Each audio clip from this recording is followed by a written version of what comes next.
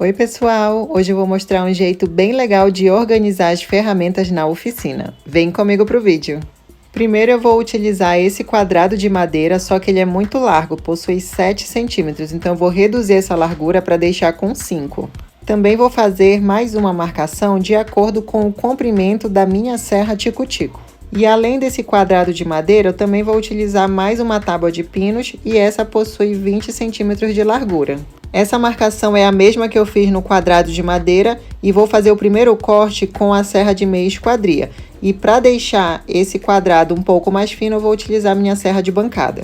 E depois de cortada, as duas peças ficaram com a mesma largura. Mas agora a gente vai trabalhar apenas com uma e vamos deixar a outra de lado. Vou começar fazendo o primeiro furo na base mais larga dessa madeira e para isso eu vou utilizar uma broca chata, uma furadeira e também um suporte de mesa para deixar esse furo bem retinho. E também vou fazer mais 3 furos na lateral, só que agora eu vou utilizar uma outra broca por conta do comprimento dessa base da furadeira.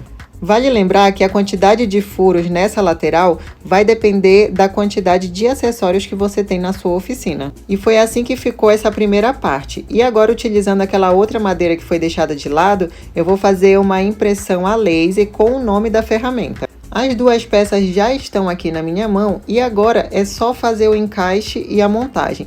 Porém, quando eu pensei em colocar o nome da tico-tico, era para ficar visível somente quando tirasse a ferramenta para saber qual que é o lugar dela. Mas eu gostei tanto desse nome que eu decidi ampliar aqui essa parte da madeira. Então eu vou fazer a colagem de uma outra peça para que o nome fique aparente mesmo com a ferramenta no suporte.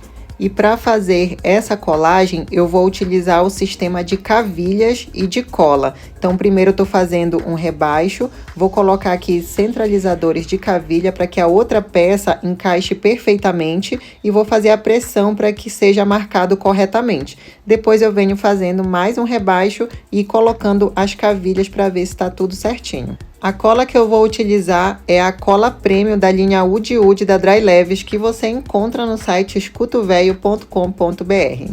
É importante lembrar também que a cola precisa ser passada de todos os lados para que tenha uma boa fixação. E é sempre bom contar com a ajuda de grampos para deixar essa madeira bem unida. E para fazer um acabamento diferenciado, antes de fazer a montagem, eu estou arredondando todas as bordas com a tupia. E olha como já fica com um visual diferente. E depois de ter feito isso, é só passar uma lixa fina de acabamento em todas as duas peças e depois começar o processo de montagem. Para fazer a montagem é muito fácil, basta você encaixar dessa maneira e colocar os parafusos de trás para frente. Primeiro eu estou fazendo um pequeno rebaixo com a escariadora, também vou utilizar uma broca fina para fazer a primeira abertura e só em seguida vou colocar os parafusos. E para finalizar o projeto, também vou colocar esses toquinhos de madeira que vai servir de suporte para o cabo da tico-tico. Para fazer a colagem, também vou utilizar a mesma cola que eu utilizei para colar as duas tábuas e também a utilização do grampo para ter uma melhor fixação. Depois é só colocar na tábua e é importante passar um pouquinho de cola para que esse ganchinho não fique girando. E esse daqui é o resultado final. Olha só, gente, que lindo que ficou esse suporte para a serra tico-tico. Esse foi um jeito que encontrei bem legal de fazer a organização das ferramentas na oficina. E aí, gente, me conta nos comentários o que vocês acharam desse projeto. Um beijo, fiquem com Deus e até o próximo vídeo com muita dica legal. Tchau, tchau, pessoal!